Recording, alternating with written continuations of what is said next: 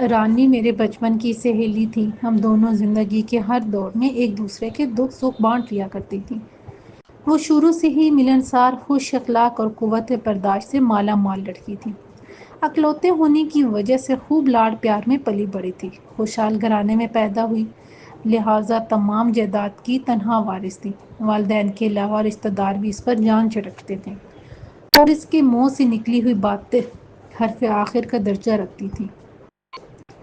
اتنے ناز سے تربیت پانے والی لڑکیاں اکثر خود پسند اور خود سر ہو جاتی ہیں، جبکہ رانی نے کبھی اپنے من میں ایسی فرسودہ عادات کو جگہ نہ دی۔ اتنے بڑے زمیندار گھرانے کی ہو کر بھی محلے کی غریب لڑکیوں کے ساتھ دوستی رکھتی تھی۔ کبھی اس نے اپنی امارت اور ہماری غربت کا موازنہ کر کے ہماری دل شکنی نہیں کی۔ رانی کی امی کو ہم خالہ جی کہتے تھے۔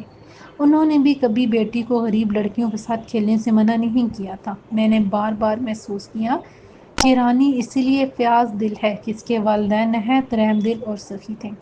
یہی وجہ تھی کہ وہ تمام سہیلیوں کے بیچ ایسے دمکتی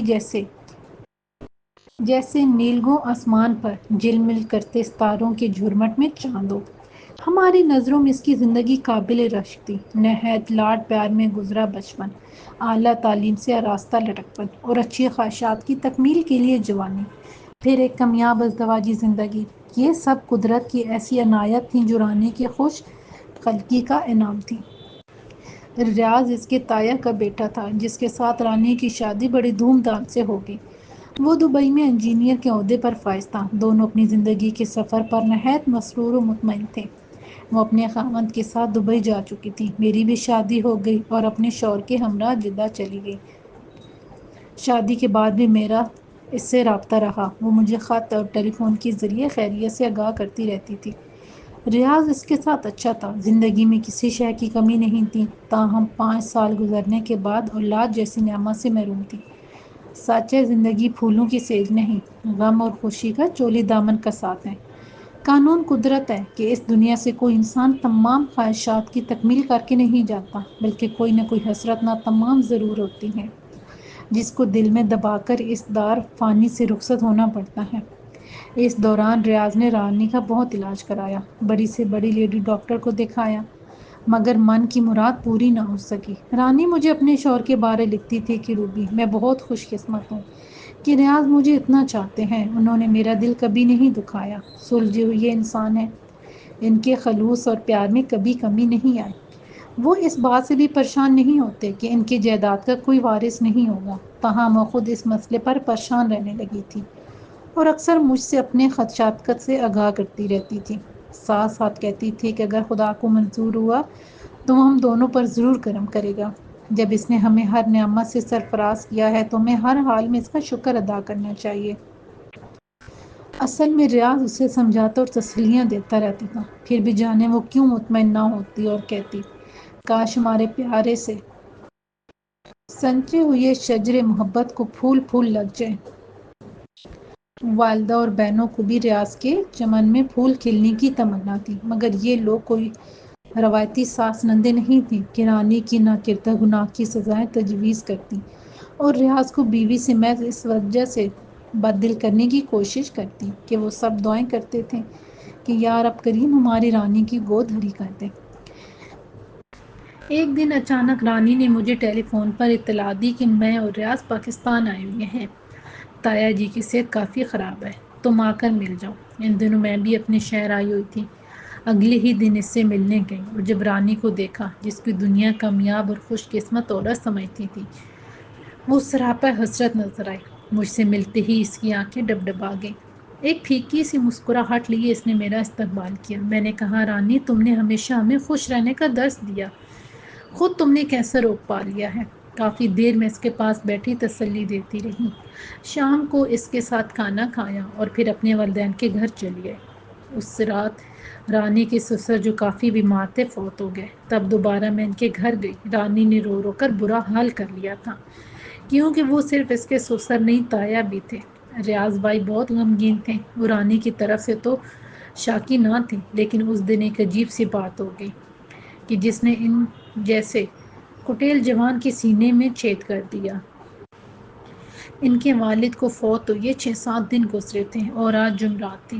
شام کے وقت ماں نے بیٹے کو بلا کر کہا، بیٹا شام ہونے کو ہے، جلتی جلتی کھانے پر فاتحہ پڑھوا کر روٹی کسی غریب یتیم کو دیا، اور یاد رکھنا 40 دن تک باقاعدگی سے اپنی والد کی روح کو ایصال ثواب کے لیے روٹی شام سے پہلے کسی یتیم بچے تک ضرور پہنچانا، کیونکہ اولاد ہی والدین کی روحوں کو ثواب پہنچاتی ہے۔ ساتھ ہی ماں کی سسکیاں نکل گئیں کہ بیٹا دعا کرو کوئی بھی اولاد نہ مرے، پھر انسان کا نام لینے والا کوئی نہیں رہتا، اس کا نشان مٹ جاتا ہے۔ ماں نے یہ بات جذبات کی روح میں کہہ دی، مگر یہ بات ریاض کے دل پر اثر کر گئی اور وہ خاموش خاموش رہنے لگے۔ والد کی وفات کے 2 ماہ بعد انہیں واپس جانا تھا۔ بیوی سے کہا، رانی میرا خیال ہے کہ امی جان کی دل جوئی کے لیے تم کو کچھ عرصہ یہاں رہنا چاہیے۔ یوں شور کی خوشنودی کی خاطر وہ ٹھہر گئی اور ریاض بھائی اکیلے ہی دبئی چلے گئے۔ 1 سال کا عرصہ گزر گیا۔ شروع دنوں میں وہ باقاعدگی سے بیوی کو خط لکھتے رہے، مگر پھر آہستہ آہستہ ان کے معمول میں تبدیلی آ گئی۔ اب 2 ماہ گزر جاتے، ان کا خط نہ آتا، اور نہ آتا تو بے حد مختصر۔ رانی ان کے رویے پر خاصی بددل ہو گئی تھی، مگر اس نے شوہر کی وفا پر کبھی شک نہیں کیا، بلکہ مصروفیات سمجھ کر خاموش رہی۔ ایک دن اس کے انجانے خدشات نے حقیقت کا روپ دار لیا۔ ریاض نے بیوی کو خط میں لکھا، رانی ابا جان کی وفات کے بعد جب سے یہاں آیا ہوں بہت بے چین ہوں۔ کئی بار سوچا اپنی دل کی بات تم پر اشکار کر دوں، مگر ہمیشہ یہ سوچ کر خاموش ہو جاتا ہوں کہ میری بات سے تم جیسی وفا شیار بیوی کے دل پر کیا گزرے گی۔ اس سے پہلے کہ میں تمہاری نظروں میں گروں میں مر ہی جاؤں، لیکن سوچتا ہوں مر گئے تو اس دنیا میں کون ہوگا جو میرے روح کے ایصال ثواب کے لیے فاتحہ کرائے گا۔ یہ بھی سوچتا ہوں کہ رب العزت نے ہمیں تمام نعمتوں سے نوازا ہے، کون سی ایسی چیز ہے جو ہمارے پاس نہیں ہے۔ ان تمام نعمتوں کے ساتھ ایک اولاد بھی عنایت کر دیتا تو اس کے خزانے میں کیا کمی آ جاتی۔ مانتا ہوں کہ ایسا سوچنا کفران نعمت ہے، مگر کیا کروں، عجیب سی کشمکش میں مبتلا ہو کر رہ گیا ہوں۔ بچوں کے نہ ہونے سے زندگی بالکل بے کیف سی لگتی ہے۔ معاف کرنا، میں نے تمام بات واضح کر دی ہے۔ اب تمہاری رائے لینا چاہتا ہوں اس بارے میں، تم کیا کہتی ہو؟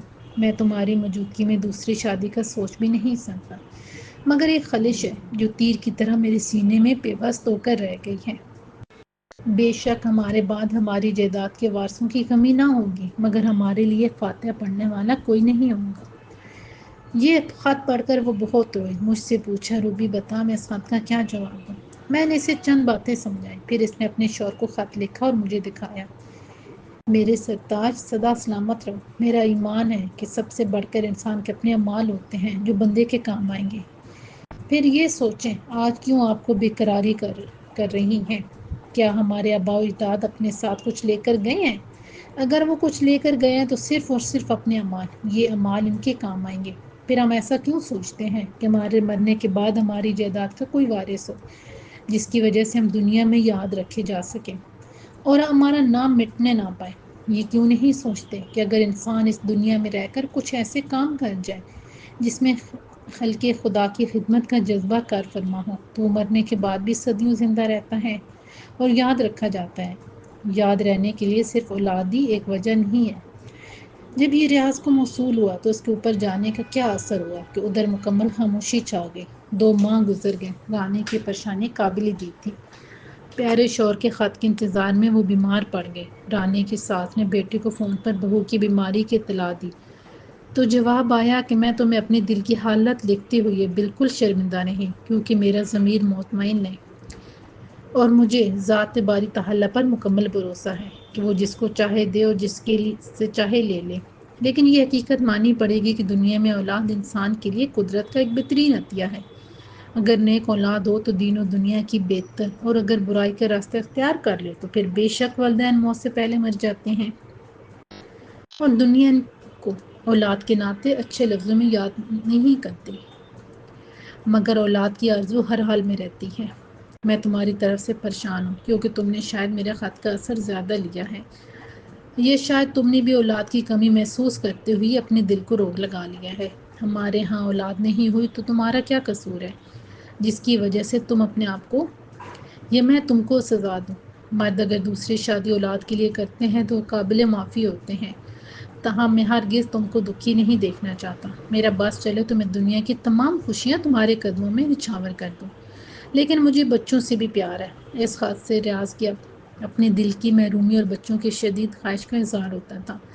لگتا تھا وہ اب زیادہ دنوں تک اس خواہش کو دبا نہیں سکے گا اور دوسری شادی کی اجازت کے لیے بیوی کو مجبور کر دے گا۔ پھر سنا کہ وہ پاکستان آ رہا ہے۔ میں حالات کا پتہ کرنے رانی کی طرف گئی۔ وہ گھر کی صفائی اور سجاوٹ میں لگی تھی۔ اس کی اپنے شوہر سے والہانہ محبت دیکھ کر میری آنکھوں میں آنسو بھر آئے۔ اگر ریاض نے آ کر اس کے سارے خواب توڑ دیے تو کیا ہوگا؟ وہی ہوا جس کا مجھے اندیشہ تھا۔ ریاض کی آمد کے 2-3 دن بعد ہی رانی کی خوشیوں پر اوس پڑ گئی۔ اس کا شوہر دوسری شادی کرنا چاہتا تھا اور اس سے اجازت مانگ رہا تھا۔ وہ اولاد کی نعمت سے مالا مال ہونا چاہتا تھا، کیونکہ رانی بانجھ تھی۔ اس میں اس کا کوئی قصور نہیں تھا، مگر عورت کو ہی اس کی سزا ملتی ہے۔ حالانکہ یہ سب قدرت کی طرف سے ہوتا ہے۔ اس نے غمناک دل سے شوہر کو دوسری شادی کی اجازت دے دی تاکہ اپنے شوہر کو خوش اور آسودہ دیکھ سکے۔ ساس نے ایک لڑکی غریب خاندان سے اس مقصد کے لیے پسند کر لی، جو اس کے دور کی رشتہ دار بھی تھی۔ غریب لڑکی کو اسی وجہ سے چنا گیا کہ وہ رانی کی تابعدار رہے گی۔ شوہر بہت مشکور تھا۔ اس نے بھی کہا کہ وہ عمر بھر رانی کی تابعدار رہے گا اور اس کا یہ احسان کبھی نہیں بھولے گا۔ اب رانی اندر سے گھٹنے اور مرنے لگی۔ اس کی حالت روز بروز ناگفتہ ہوتی جا رہی تھی، جیسے کوئی اس کو اندر ہی اندر کھا رہا ہو۔ بالآخر وہ شدید بیمار ہو گئی۔ جن دنوں اس کی ساس نئی بہو لانے کے اہتمام میں لگی تھی، رانی گل گل کر ختم ہوتی نظر آئی۔ ایک دن ریاض زیورات کے ڈبے ہاتھ میں تھامے گھر آیا اور آتے ہی رانی کے پاس گیا اور بولا، دیکھو جیسا سیٹ اس کے لیے ہے تمہارا اس سے بھی بڑھ کر ہے، لو دیکھو تو صحیح۔ رانی نے شوہر کے اصرار پر مخملی ڈبے کی طرف ہاتھ بڑھایا تو ریاض کو وہ ہاتھ لکڑی کا بنا ہوا محسوس ہوا۔ یکدم اسے بجلی کا جھٹکا لگا۔ اس نے غور سے رانی کے چہرے کو تکا۔ وہاں تو کچھ بھی باقی نہ بچا تھا۔ وہ ہڈیوں کا ڈھانچہ تھی، آنکھوں کے چراغ میں بجھے بجھے تھے۔ ریاض کے دل پر کوئی تیز سی چیز بہہ گئی۔ اولاد کی خواہش پوری کرنے میں اس قدر مگن دوسری شادی کے کاموں میں اتنا الجھ گیا تھا کہ کافی دنوں سے اس نے رانی کی طرف غور سے دیکھنا بھی چھوڑ دیا تھا۔ میرے خدا، میں نے اس کی کیا حالت کر دی! لمحے بھر کو اس نے سوچا تو اسے خود سے بھی شرم سی آ گئی۔ اس نے زیورات کے ڈبے ایک جانب رکھ دیے اور ماں سے کہہ دیا کہ میں دوسری شادی نہیں کر رہا۔ اولاد اگر نہیں ہوتی تو یہ خدا کی مرضی۔ میں اپنی رانی کو دکھ کی آگ میں جلتے ہوئے نہیں دیکھ سکتا۔ انہی دنوں ریاض کی بھابھی نے چوتھے بچے کو جنم دیا تھا۔ اس نے اپنے بھابھی کے پاؤں پکڑ لی اور اس سے بچہ لے کر رانی کی جھولی میں ڈال دیا۔ آج اس واقعے کو کئی سال گزر گئے ہیں۔ رانی تندرست اور توانا، خوش و باش زندگی بسر کر رہی ہے۔ اس نے آج تک اس بچے کو محسوس نہیں ہونے دیا کہ وہ اس کی حقیقی ماں نہیں۔ خدا، رانی جیسا شوہر اور ساس نندے ہر عورت کو دے۔